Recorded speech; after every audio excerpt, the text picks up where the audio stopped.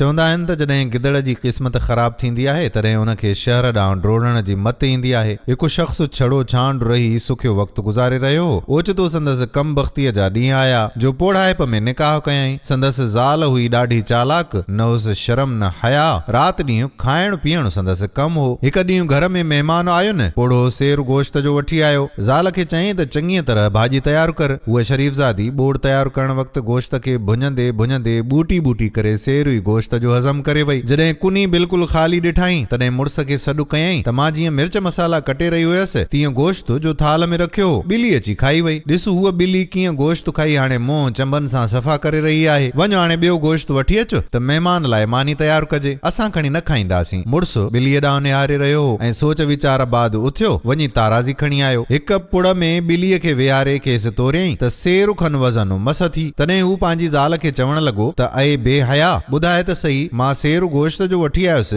ॿिलीअ जी तोर बि सेर आहे। ॿुधाए त सेर गोश्त खाइण बाद बि ॿिलीअ जो वज़न साॻियो सेर आहे। जेकॾहिं ही वज़न ॿिलीअ जो आहे त गोश्त केॾांहुं वियो? जेकॾहिं ही वज़न गोश्त जो आहे त ॿिलीअ जो वज़न छा आहे? मुड़ुस जो इहो उज़ुर ॿुधी हूअ चसेरी औरत लाजवाब थी पई ऐं ॾाढी शर्मिंदी थी। दोस्तो, कूड़ हणण सां कॾहिं ऐब लिकी नथो सघे। पंहिंजे गुनाह जो एतराफ़ करणु ख़ुदि हिम्मत आहे। वीडियो पसंदि आई हुजे त शेयर ज़रूर कजो।